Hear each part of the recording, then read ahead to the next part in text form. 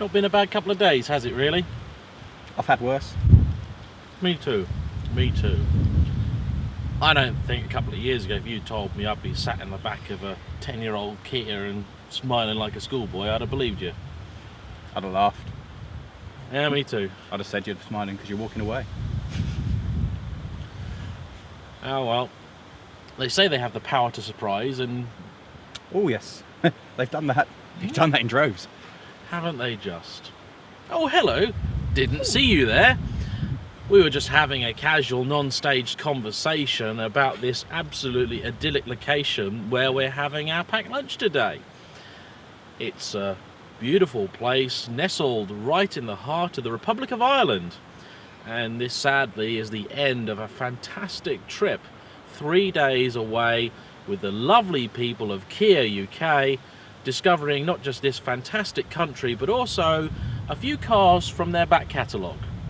Yeah, we've had a journey through time. We have indeed. It's been entertaining and educational, so we hope you guys are now going to be able to sit back and enjoy this more than likely 3-part special on the Kia Sportage Sorento through the ages. Through the edge, yeah, that's a nice title.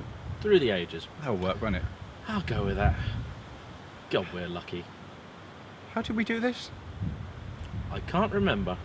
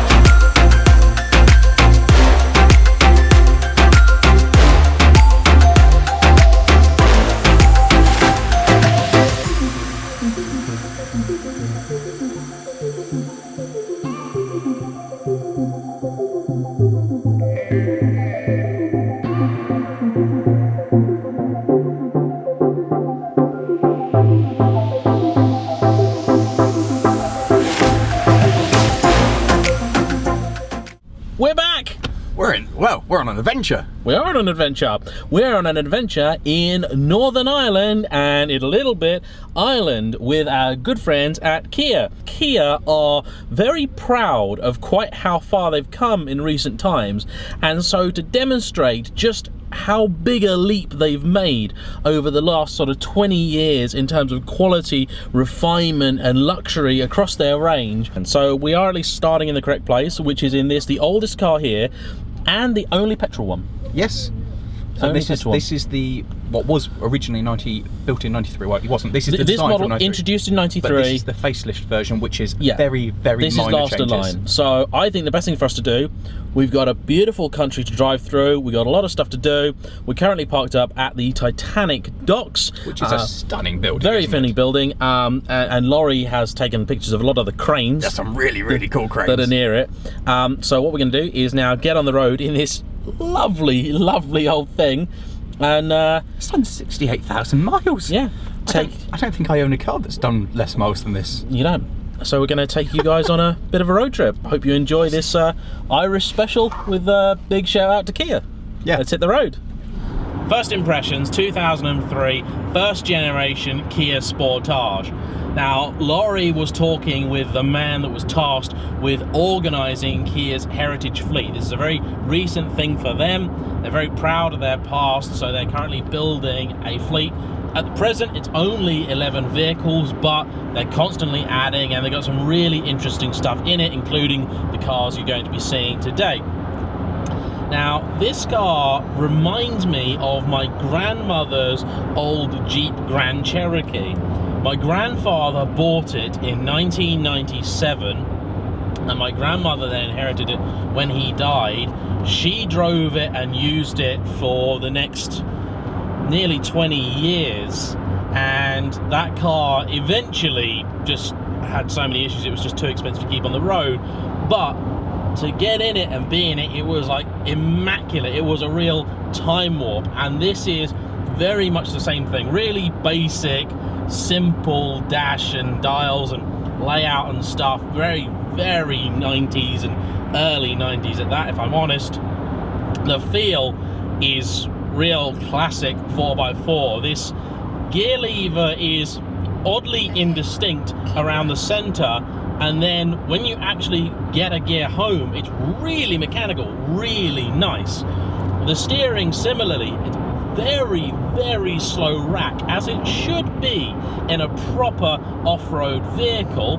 And I also have a little lever here to engage 4 high, 2 high and 4 low. We're currently driving it in 2 high. This, as I mentioned, is the only petrol car that we're going to be driving. It's actually pretty pleasant. We're doing 60 mile an hour right now. We've got about 30 odd miles to go, so we're just going to have some fun. It's in such good condition, this car. It really, really is. It's quite spectacular.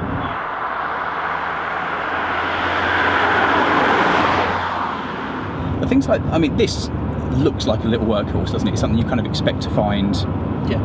I don't know, halfway up on a farm or something. Yeah, a farm or up a track, or somebody doing a business that requires a rugged vehicle, because it's rugged. It looks rugged, doesn't it? It's got, yeah, I don't know, it doesn't look like the most solid thing, but it feels pretty dependable from in here. And from what they tell us, this car hasn't really had anything mechanically done bar a service. The most work I think they've done on this one is it had a hard polish.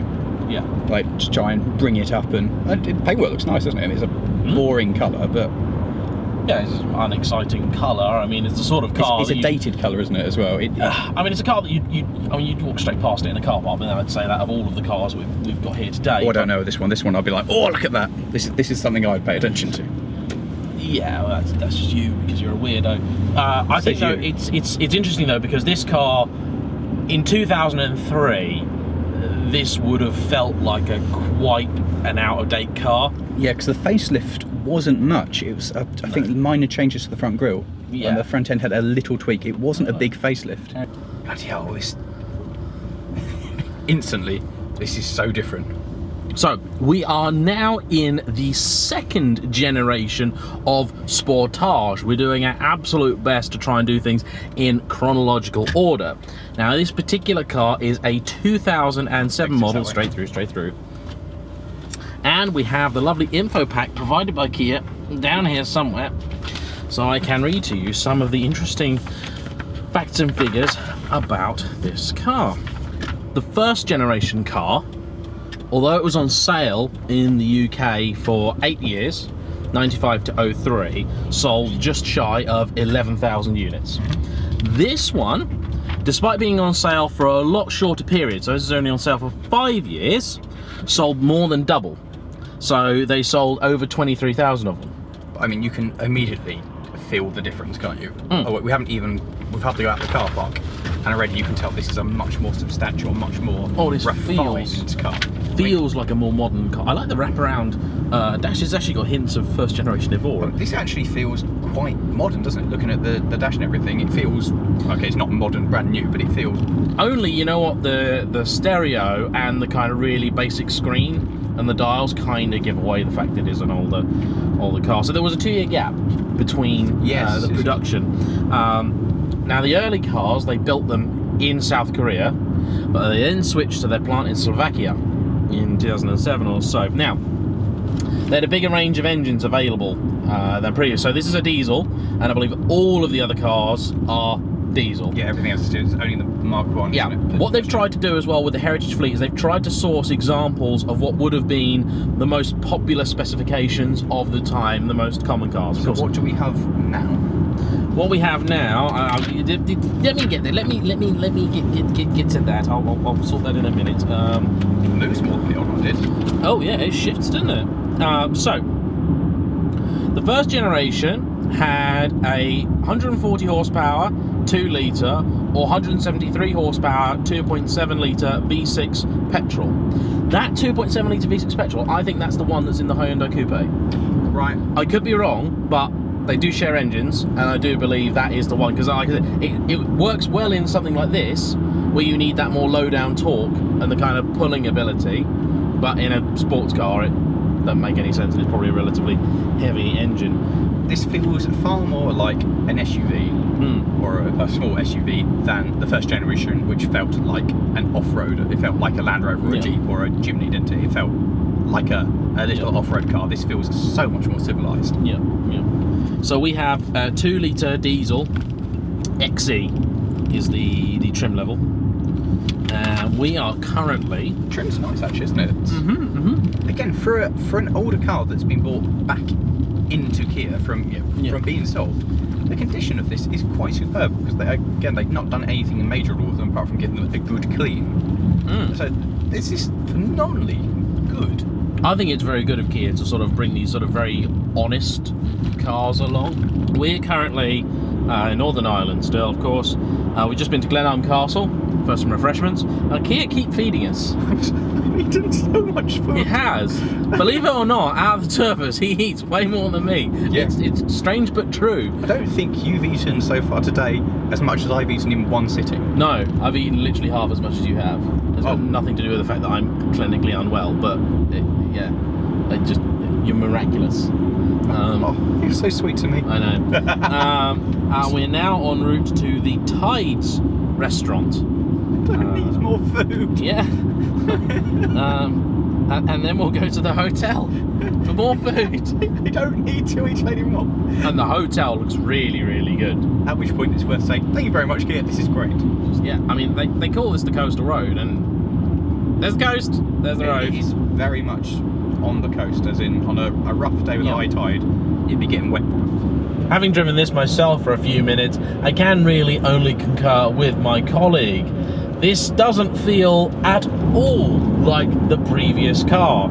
It's grown in basically every dimension, and it feels like it's not 2 years on, it feels like it's about 10 years on, and in design terms they are actually about 10 to 15 years apart, and I can see that from in here. This feels like a relatively modern car. It's nice enough to drive, not really going to win any awards for being exciting or anything like that, but certainly for the towing market I can see why it'd be popular. It's got plenty of torque available from basically nothing, so you can maneuver it very easily just off the clutch. 6-speed gearbox, which is night and day different from the older car.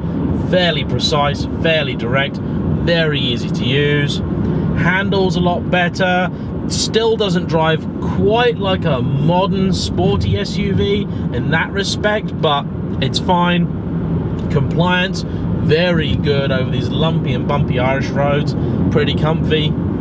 Interior, just miles better than the old car, and it's a real leap on. So we've still got 2 more generations of this car to drive, so we're just going to keep enjoying this beautiful, if slightly bleak, Irish countryside and these reasonably nice cars. We're also going to hit eBay ourselves and find out just how much you could pick up one of these cars for, because if nothing else, this is a demonstration that if you just need some all-round reliable transport, there's a lot of cars out there, and you could do a hell of a lot worse than one of these, especially if you're looking for a dog wagon, you know, just a station car, or just something to get you around.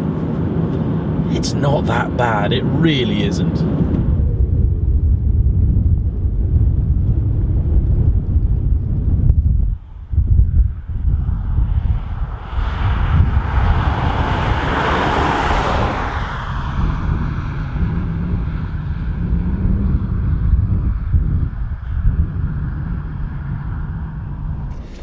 This version of the Kia Sportage comes in both 2-wheel drive and all-wheel drive variations. We're not sure what one this is, so we have come up with a cunning plan to find out for sure what we're driving.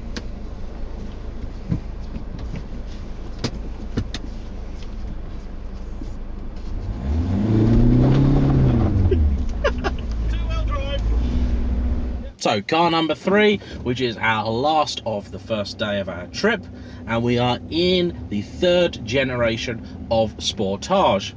Now, from the outside, at a brief glance, this doesn't look massively different to the 2nd generation. Certainly nowhere near the night and day difference between 1st and 2nd generation of the car. Truthfully, those feel like totally different models, not an evolution. On the inside, there are a few things about this that I actually kind of don't like in comparison to the 2nd gen. You can tell that this is a newer car. There are a lot of features which are familiar to people that drive current generation cars that weren't in the 2nd gen. Things like the LCD full color display between the 2 dials. We got dual zone climate control, which is a nice feature. Unfortunately, we also have a very, very small LCD screen down here, which not only dates the car a bit badly, but also does make it look a little bit low rent. It's the sort of thing you'd see on an entry-level Mustang, that kind of thing, and I think when you see these things, it's a bit of a shame, but Kia were not alone in having this type of display in a car of this era. Very often you could upgrade to something a bit larger and fancier, sometimes touchscreen, if you paid a little bit more money. This one is actually a touchscreen. I mean, it works okay. You've got kind of all the things that you'd really want. You've got radio, no DAB, AM, FM, CD player with MP3 facilities, all that kind of stuff. I do much prefer the feel of the steering wheel in this car. It's really quite nice. Actually looks quite nice too. You have a 6-speed gearbox, which I'm not particularly fond of the look and feel of the shifter. I definitely prefer the older car there again, and it's mounted on this plate that looks like it was stolen from a old mini Speedo. However, you do have heated seats on both sides, an interior that looks increasingly like the sort of thing you'd expect from a premium car, and you've got a next generation engine. We're bimbling along now in 6th gear at 50 odd mile an hour, and we're achieving an average of about 48 to the gallon. It's pretty good. 1.7 litre 4-cylinder common rail turbocharged engine. It's a pretty modern power plant. Now, this generation of Sportage lasted up until about a couple of years ago, when they replaced it with the current version of the car, the 4th generation. The other thing that you can really feel that separates this car from the older one, and again, this is not Kia specific, this is a very common trend with cars, is the view out. There isn't really much of one. You see, to make this car even safer, better in crash tests and for pedestrian safety and all that stuff, in comparison to the older cars, you have very thick A-pillars, pretty chunky B-pillars, and the view out the back is sort of almost sports car like. It's very, very restricted. It's not difficult to see out, but you definitely feel much more enclosed than you did in the previous car. However, helping matters is the lovely, great big panoramic roof up here, which I believe does open. It does open, which opens. In fact, there's two roofs in this car. There's one at the back as well, so that's pretty good. If you like sunroofs, this car's got you covered. So we're going to continue our journey now. We got another 37 miles of beautiful Irish scenery. It's going to get dark in a little bit, and we've got a lovely evening planned with the nice people at Kia. So we're going to leave you guys for now. We hope you join us for the next installment of this video, when we'll be continuing our historic journey with Kia, starting of course with the modern generation Sportage, and then with any luck going right back to the beginning and driving the old first generation Sorento that they have, and discovering even more of Ireland, and we even have some off-roading planned. Now, for those of you that like a bit of travelogue action, we do have a little Patreon account which we set up a while ago. We don't tend to promote it too much because we don't really like to, but we're going to be shooting some extra content and features and some behind the scenes stuff at the hotels tonight and tomorrow, and they do look quite spectacular. So if you want to come and visit us on Patreon and support us and help us out there, it does make a huge difference, and we hope that you will. And we of course also want to say a massive thank you to the team at Kia for making this possible, getting us out here and inviting us on this pretty cool adventure. It's certainly not the sort of thing that I would have expected to be enjoying, but actually, truth be told, the kind of roads that we've been driving and the kind of weather we're having and stuff, these are actually pretty good cars for what we're doing, and they're great to lump film getting stuff in, so we're having a great old time. Thanks again for watching, guys. We will see you all soon. Bye bye.